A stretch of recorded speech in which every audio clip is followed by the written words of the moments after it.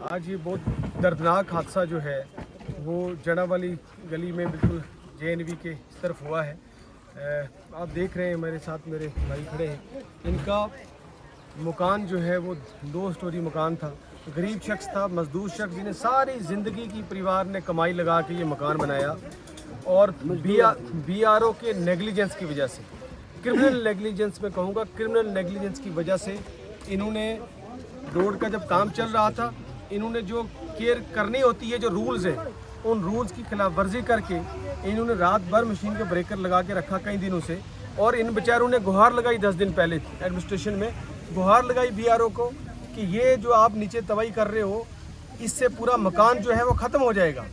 लेकिन उन्होंने इसकी परवाह नहीं की, लापरवाही करके यहाँ से इलीगली पत्थर निकालते रहे दूसरी जगह, और वो पत्थर निकाल के दूसरी साइड पे इस्तेमाल कर रहे थे, जिसकी वजह से आज रात को जो है वो इनके पूरे घर तबाह हो गए। जितना सामान, सारी ज़िंदगी की कमाई उस मकान में आके तबाह होगी। ये तो अल्लाह का शुक्र है कि रब ने बचाना था। सुबह सुबह इनको कुछ थोड़ा सा हल्का सा अंदाज़ा हुआ, ये निकले बाहर और इनका परिवार बच गया, नहीं तो ये सारी जानें चली जाती। मैंने यहाँ सारी एडमिनिस्ट्रेशन, तहसील एडमिनिस्ट्रेशन आई हुई थी, मैंने उनको भी कहा है, मैंने डिप्टी कमिश्नर पुंछ को फ़ोन करके कहा है कि इनके खिलाफ क्रिमिनल प्रोसीडिंग्स पे FIR होना चाहिए, क्योंकि ये BRO मनमानी करती है। और BRO के साथ जितनी ये कंपनीज़ हैं जो यहाँ काम कर रहे हैं, ये कंपनीज़ लोगों के साथ खिलवाड़ करती हैं। ये कंपनीज़ बिल्कुल जो ड्यू प्रोसेस होता है रोड बनाने का, वो प्रोसेस फॉलो नहीं करती हैं, जिसकी वजह से कहीं पे भी लोगों की जाने के खतरा है। और कई घर जो है इन्होंने तबाह कर दिए हैं। ये गरीब मजदूर लोग बेचारे चलते रहते हैं और इनको कोई परवाह नहीं होती, ना कोई कंपनसेशन मिलती है। इसलिए इनके खिलाफ FIR लगनी चाहिए।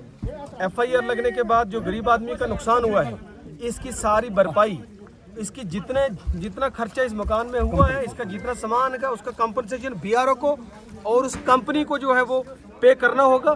दूसरी बात, इसकी पूरी ज़मीन, सिर्फ घर नहीं, पूरी ज़मीन में इतनी बड़ी खाई पड़ गई है कि देख के खौफ तारी हो गया है, डर लग रहा है देख के, दर्दनाक।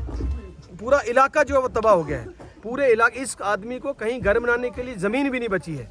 मैंने अभी SDM साहब को कहा है, तहसीलदार साहब को कहा है कि इसकी जगह साथ में स्टेट लैंड आइडेंटिफाई करके इनको मकान बनाने के लिए जगह दी जाए और कंपनसेशन दी जाए ताकि घर बने। इसके अलावा भी 4-5 घर जो हैं वो इसके जद में आए हैं, जिनको हल्का फुल्का नुकसान हुआ है, उसकी भी उनकी कंपनसेशन मिले। और ये जिम्मेदारी तय हो कि आज के बाद लाइबिलिटी तय हो और इन पे एक्शन हो BRO पे और उस कंपनी पे, क्रिमिनल पे FIR, क्रिमिनल प्रोसीडिंग शुरू होनी चाहिए कंपनी के खिलाफ।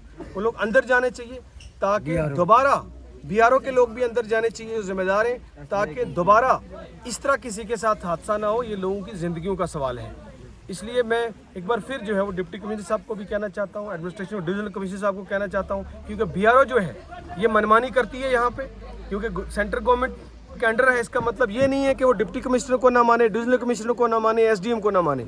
ये बिल्कुल सिविल एडमिनिस्ट्रेशन की नहीं सुनते हैं, ये अपनी मनमानी करते हैं। अगर ऐसा नहीं हुआ तो फिर हम लोग आज जिस तरह रोड बंद की थी, मैं खुद धरने पे बैठूंगा और ये सारे लोग साथ में धरने पे बैठेंगे और हम BRO के हेडक्वार्टर को घेराव करेंगे और उसका जिम्मेदार जो है वो BRO खुद होगा और एडमिनिस्ट्रेशन होगी।